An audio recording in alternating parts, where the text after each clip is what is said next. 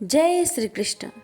प्यारे भक्तों, आज श्रवण करें बैसाख मास की 5 पुण्यफल देने वाली कथा। आइए श्रवण करें कथा। प्रथम कथा है भगवान श्री कृष्ण और राधा जी की। चेन्नरामृत से संबंधित एक प्रसिद्ध पौराणिक गाथा है जो हमें श्री कृष्ण एवं राधा जी के अटूट प्रेम के बारे में बताती है। कहते हैं कि एक बार नंदलाल काफी बीमार पड़ गए। कोई दवा या जड़ी बूटी उन पर असर नहीं कर पा रही थी। तभी श्री कृष्ण ने स्वयं ही गोपियों से एक उपाय करने को कहा, जिसे सुन गोपियां दुविधा में पड़ गई। दरअसल श्री कृष्ण ने गोपियों से उन्हें चरणामृत पिलाने को कहा। उनका मानना था कि उनके परम भक्त या फिर जो उनसे अति प्रेम करता है तथा उनकी चिंता करता है, यदि उसके पाँव को धोने के लिए इस्तेमाल हुए जल को वे ग्रहण कर ले तो वे निश्चित ही ठीक हो जाएंगे। लेकिन दूसरी ओर गोपियां और भी चिंता में पड़ गई। श्री कृष्ण उन सभी गोपियों के लिए बेहद महत्वपूर्ण थे। वे सभी उनके परम भक्त थे, लेकिन उन्हें इस उपाय के निष्फल होने की चिंता सता रही थी। उनके मन में बार बार यह आ रहा था कि यदि उनमें से किसी एक गोपी ने अपने पाँव के इस्तेमाल से चरणामृत बना लिया और कृष्ण जी को पीने के लिए दिया तो वह परम भक्त का कार्य तो कर देगी, परंतु किन्हीं कारणों से काना ठीक ना हुए तो उसे नरक भोगना पड़ेगा। अब सभी गोपियां व्याकुल होकर श्री कृष्ण की ओर ताक रही थी और किसी अन्य उपाय के बारे में सोच ही रही थी कि वहां कृष्ण की प्रिय राधा आ गए। अपने कृष्ण को इस हालत में देख के राधा के तो जैसे प्राण ही निकल गए हो। जब गोपियों ने कृष्ण द्वारा बताया गया उपाय राधा को बताया तो राधा ने एक क्षण भी व्यर्थ करना उचित ना समझा और जल्दी ही स्वयं के पांव धोकर चरणामृत तैयार कर श्री कृष्ण को पिलाने के लिए आगे बढ़ी। राधा जानती थी कि वे क्या कर रही है। जो बात अन्य गोपियों के लिए भय का कारण थी, ठीक वही भय राधा को भी मन में था। लेकिन कृष्ण को वापस स्वस्थ करने के लिए वह नरक में चले जाने को भी तैयार थी।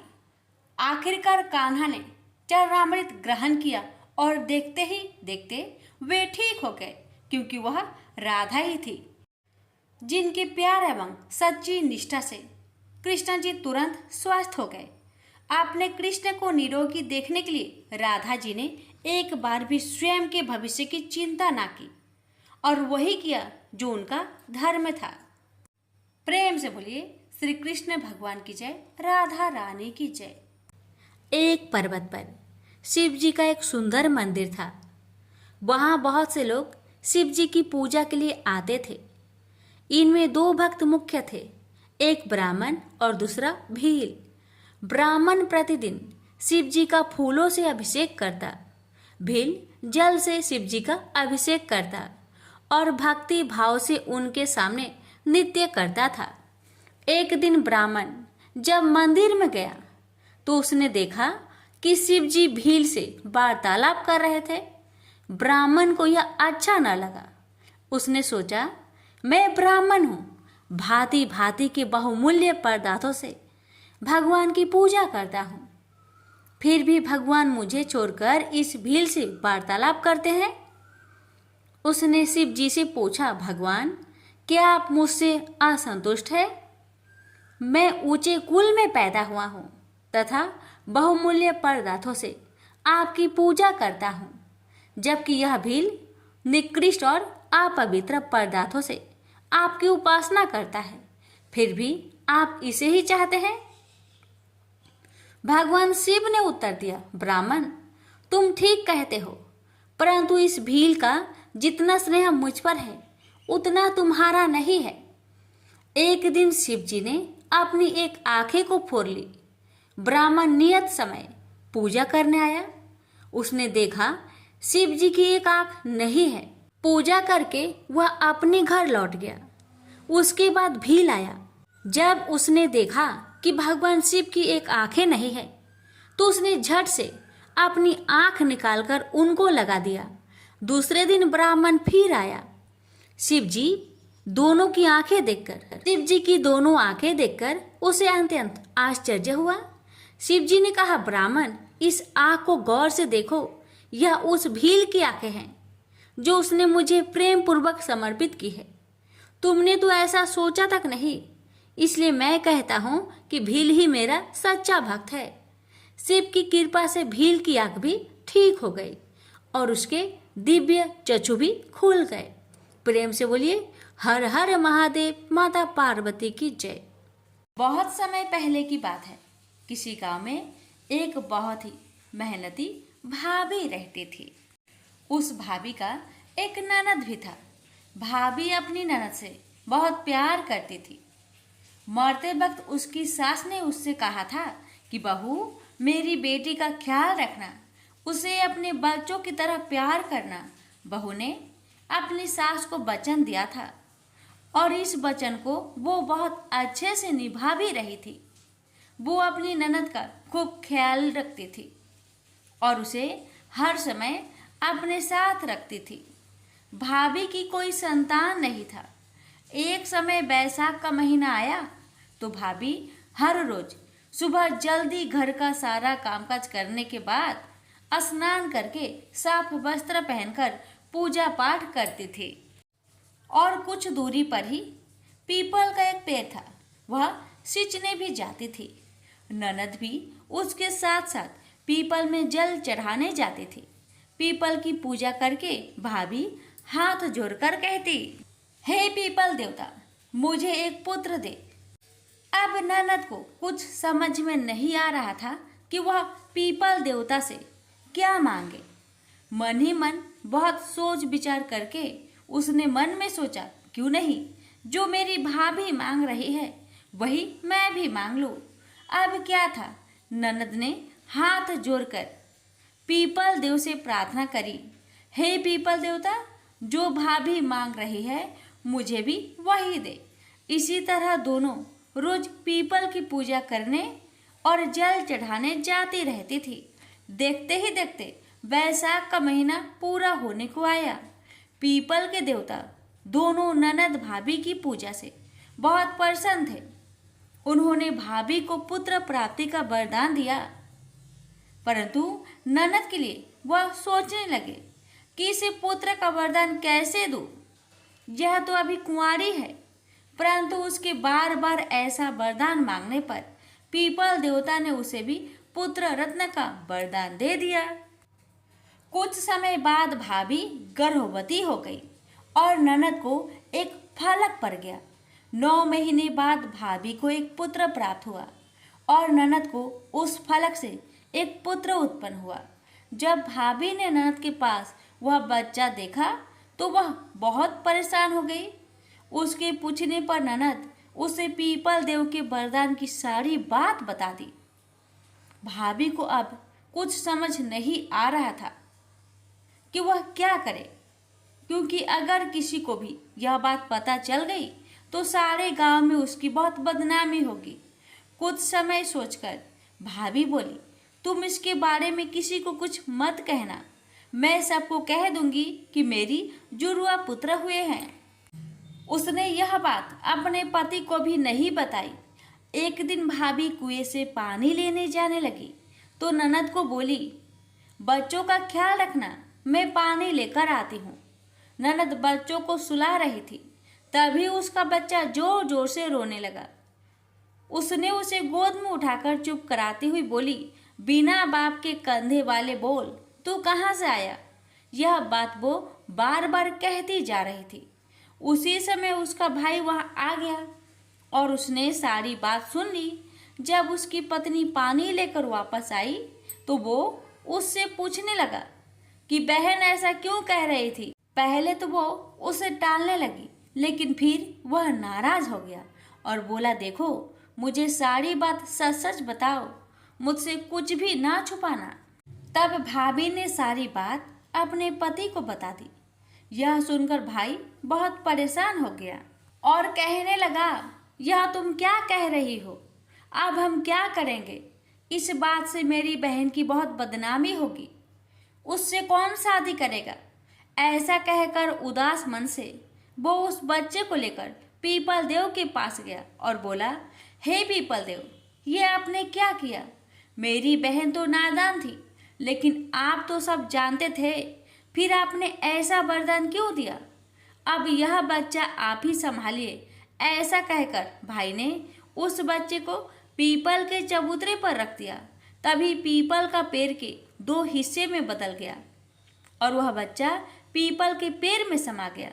इसी के साथ पीपल के चबूतरे पर दरार पड़ गई। धीरे धीरे समय बीतता गया। एक बार भाई भाभी ने अपने घर में हवन करवाना चाहा। तभी गांव वालों को बुलवाया। पंडित ने हवन करना शुरू किया, लेकिन हवन की अग्नि जल ही नहीं रही थी। खूब घी डाला गया, खूब प्रयास किया गया, परंतु हवन में अग्नि प्रज्वलित नहीं हुई। सभी लोग चिंतित हो गए। तब कुछ बड़े बुजुर्ग बोले, कहीं ऐसा तो नहीं कि कहीं तुम किसी महान व्यक्ति बहन भतीजे को भूल रहे हो? तो वह बोला, नहीं, मैं तो किसी को भी नहीं भूला, मैंने तो सभी को बुलाया है। बहुत कोशिशों के बाद भी हवन की अग्नि प्रज्वलित नहीं हुई। तभी पास ही के आश्रम में से एक सभी वेदों के ज्ञाता संत महात्मा को बुलवाया गया और उन्हें सारी बात बताई गई। तब उन्होंने अपनी आंखें बंद करे और बोले, तुमने अपने भांजे को नहीं बुलाया, इसलिए हवन की अग्नि प्रज्वलित नहीं हो रही है। भाई बोला, मेरा तो कोई भांजा नहीं है। तब वे महात्मा बोले, वही भांजा जिससे तुम पीपल को सौंप आए थे। तब भाई ने सारी बात गांव वालों को बता दी। तो गांव वाले बोले, इससे तुम क्यों शर्मिंदा होते हो? ये तो पीपल देव का आशीर्वाद है। तभी सब गांव वाले ढोल नगाड़े और बाजे के साथ पीपल के पेड़ के पास गए और प्रार्थना करने लगे। तभी पीपल का पेड़ फिर से दो हिस्सों में बट गया और पीपल के पेड़ से वह बच्चा बाहर आ गया। सभी गाजे बाजे के साथ बच्चे को लेकर वापस घर आए और हवन शुरू किया। इस बार हवन की अग्नि प्रज्वलित हो गई और उस आग की लौ खूब ऊंची गई। इसके बाद से यह मान्यता हो गई कि पूरे बैसाख पीपल को सींचने से निसंतान को संतान मिले, निर्धन को धन, कुंवारों को अच्छा वर और बुजुर्गों को बैकुंठ का वास मिले। प्रेम से बोलिए, पीपल देवता की जय, लक्ष्मी नारायण की जय। पुराने समय में एक आदमी एक नगर में रहता था। उसका नाम आसलिया बाबलिया था। उस आसलिया बाबलिया को जुआ खेलने में रुचि थी। वह हमेशा ब्राह्मणों को भोजन भी करवाता था। इस तरह जुआ खेलते रहने से और ब्राह्मणों को भोजन करवाते रहने से उसकी भाभीियों को यह पसंद नहीं थी। इस तरह कुछ समय तक ऐसा ही चलता रहा, लेकिन एक दिन उसकी भाभियां परेशान होकर उसको अपने घर से बाहर निकाल दिया। इस तरह घर से बाहर निकाल देने से दुखी हुआ। वह सोचने लगा, कैसे अपना जीवन को जीना है। इस तरह सोचते विचारते हुए वह घूमते हुए दूसरे नगर में पहुंचता है। वह आस माता का नाम मन में दोहराते हुए एक जगह पर नगर में बैठ गया। उसने आसपास के लोगों के द्वारा नगर में प्रचारित करवा दिया कि एक उच्च कोटि का जुआ खेलने वाला आया है। यह बात उस नगर के राजा के कानों तक पहुंची। तब उस नगर के राजा ने अपने सिपाहियों को भेजकर उसको जुआ खेलने के लिए बुलाया। इस तरह आसलिया बावली सिपाहियों के साथ नगर के राजा के दरबार में जाता है। राजा को नमस्कार करता है। तब राजा उसका परिचय पूछते हैं। तब वह अपना पूरा परिचय देता है। तब राजा कहते हैं कि तुम अपने आप को उच्च कोटि का जुआरी समझते हो, तो मुझे जुआ में हराकर दिखाओ। तब आसलिया बाबलिया जुआरी बोलता है कि हे राजा जी, आपसे मेरी कहाँ तुलना है। मैं ठहरा एक जुआ खेलने वाला और आप तो इस नगर के स्वामी हैं। मैं जुआ में जीत गया तो मेरे द्वारा जीते गए कोई भी वस्तु वापस नहीं लेना और मेरे प्राणों की सुरक्षा का आप वचन देवे। राजा बोलता है कि हे जुआ खेलने वाले आसलिया बावलिया, तुम जुआ में जीत जाओगे तो तुम्हारे द्वारा जीती गई कोई भी वस्तु तुमसे वापस नहीं ली जाएगी और तुम्हारे प्राणों को कोई तरह से खतरा नहीं होगा। मैं इस नगर का राजा ईश्वर को साक्षी मानकर वचन देता हूँ। इस तरह के वचन के बाद राजा और आसलिया बावलिया के बीच जुआ कार्यक्रम शुरू हुआ। उस जुआ कार्यक्रम में कभी राजा की बाजी होती तो कभी बावलिया की होती थी।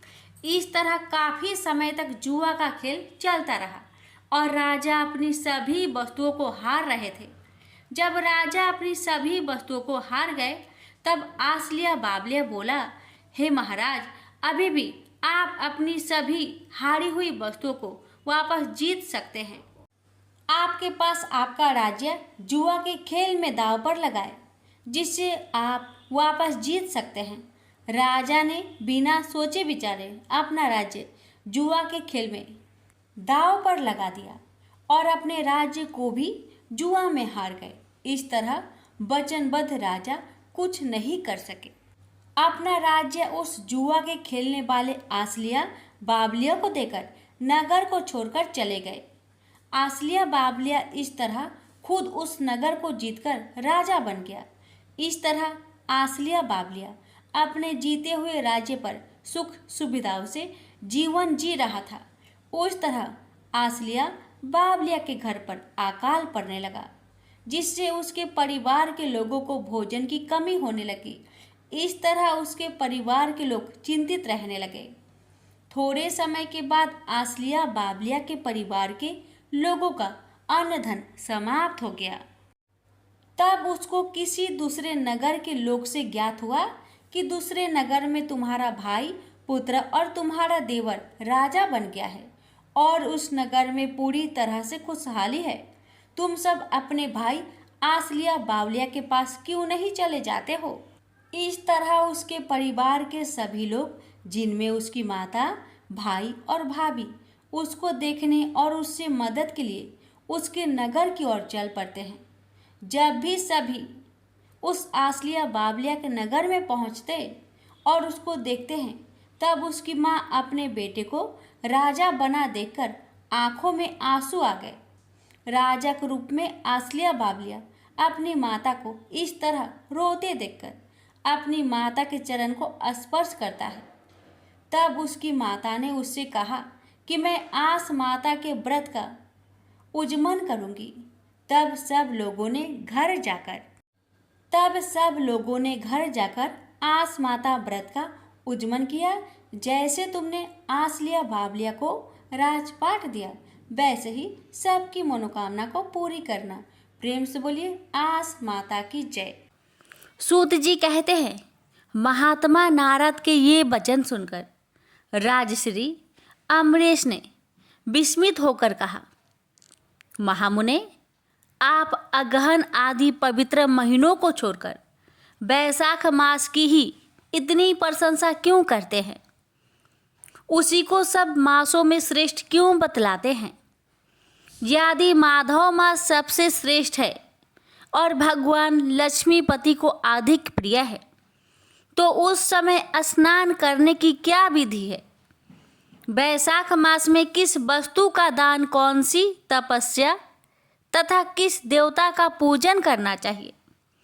कृपा निधे, उस समय किए जाने वाले पुण्य कर्म का आप मुझे उपदेश दीजिए। सद्गुरु मुख से उपदेश की प्राप्ति दुर्लभ होती है। उत्तम देश और काल का मिलना भी बड़ा कठिन होता है। राज्य प्राप्ति आदि दूसरे कोई भी भाव हमारे हृदय को इतनी शीतलता नहीं प्रदान करते जितनी कि आपका यह समागम। नारद जी ने कहा, राजन सुनो, मैं संसार के हित के लिए तुमसे माधव मास की विधि का वर्णन करता हूँ, जैसा कि पूर्व काल में ब्रह्मा जी ने बतलाया था। पहले तो जीव का भारतवर्ष में जन्म होना ही दुर्लभ है, उससे भी अधिक दुर्लभ है वहाँ मनुष्य की योनि जन्म में मनुष्य होने पर भी अपने अपने धर्मों के पालन में प्रवृत्ति होनी तो और भी कठिन है।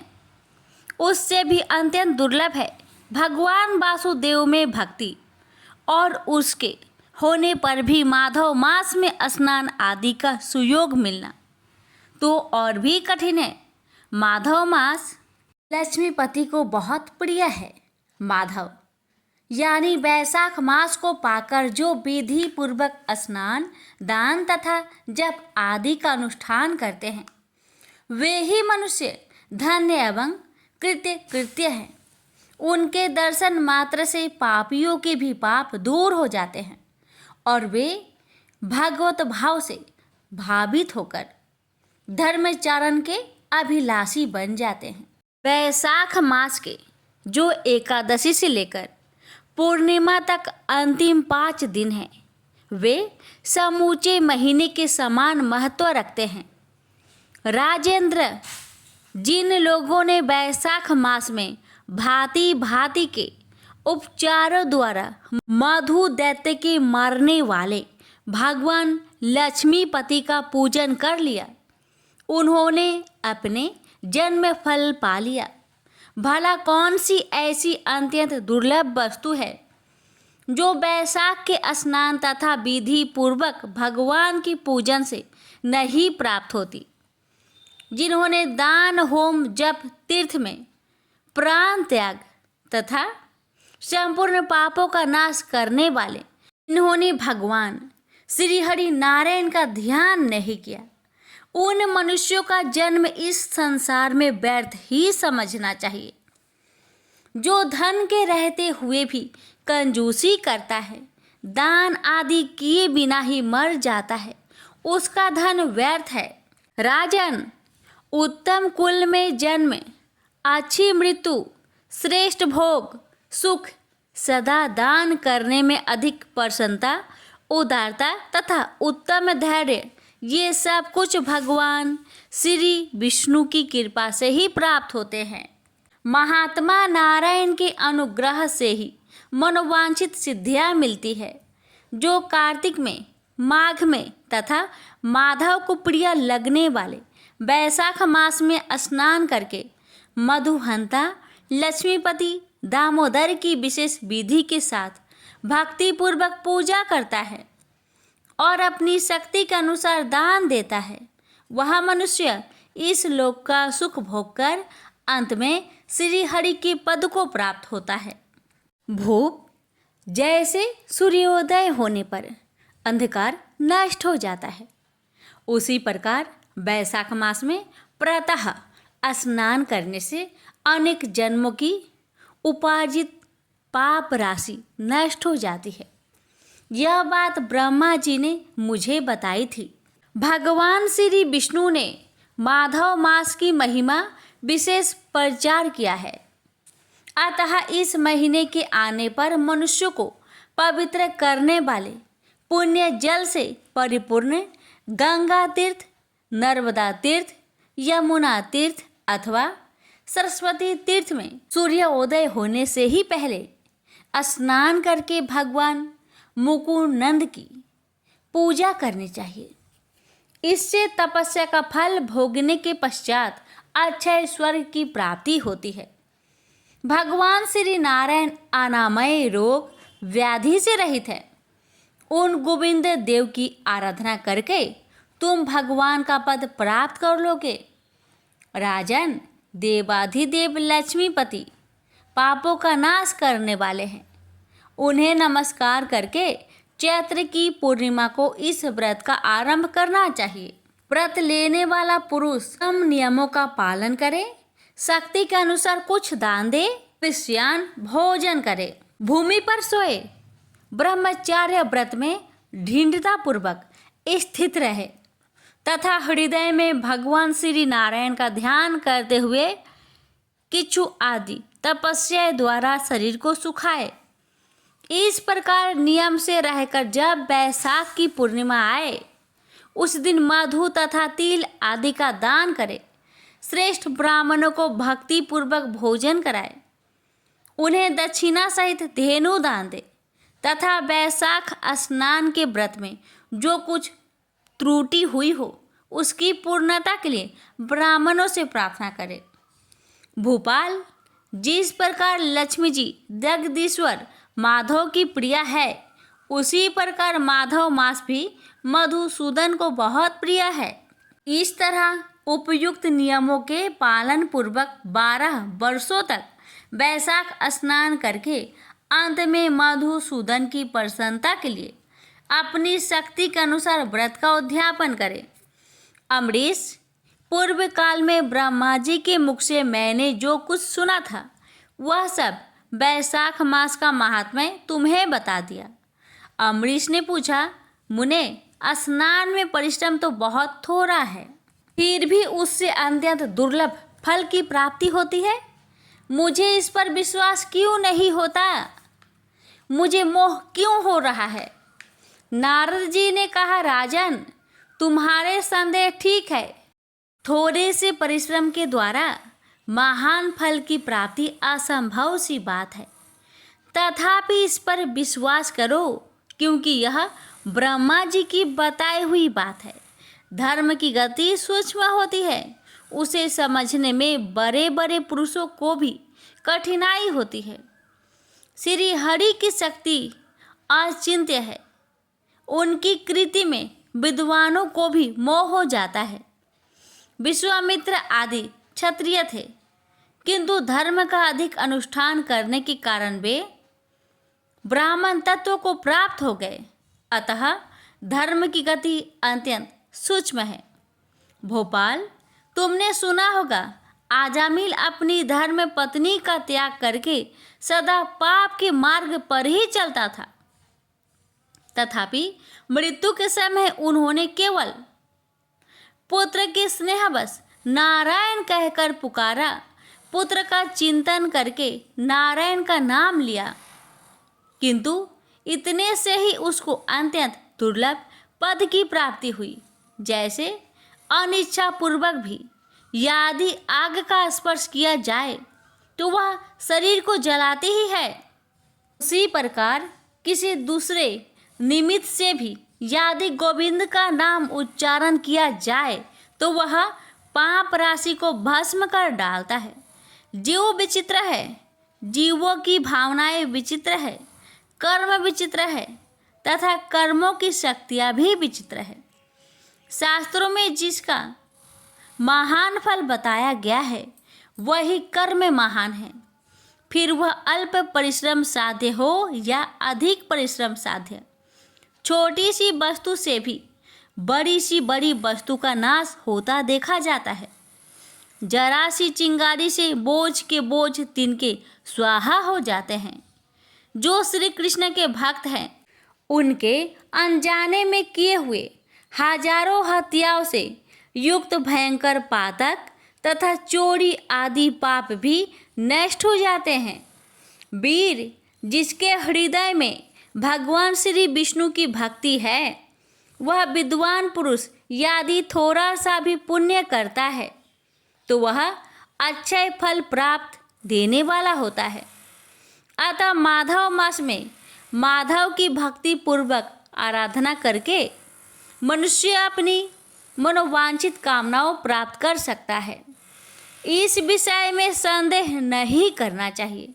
शास्त्रोक्त विधि से किया जाने वाला छोटे से छोटा कर्म क्यों न हो, उसके द्वारा बड़े से बड़े पापों का भी क्षय हो जाता है तथा उत्तम कर्म की वृद्धि होने लगती है। राजन, भाव तथा भक्ति दोनों की अधिकता से फल में अधिकता होती है। धर्म की गति सूक्ष्म है, वह कई प्रकारों से जानी जाती है। महाराज, जो भाव से हीन है, जिसके हृदय में उत्तम भाव एवं भगवान की भक्ति नहीं है, वह अच्छे देश और काल में जा जाकर जीवन भर पवित्र गंगा जल से नहाता और दान देता रहे तो भी कभी शुद्ध नहीं हो सकता।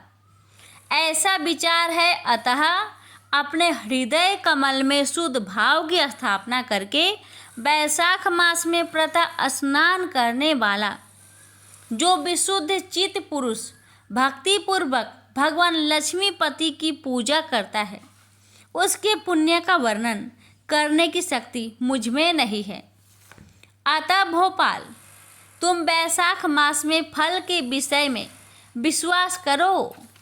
छोटा सा शुभ कर्म भी सैकड़ों पापों का नाश करने वाला होता है।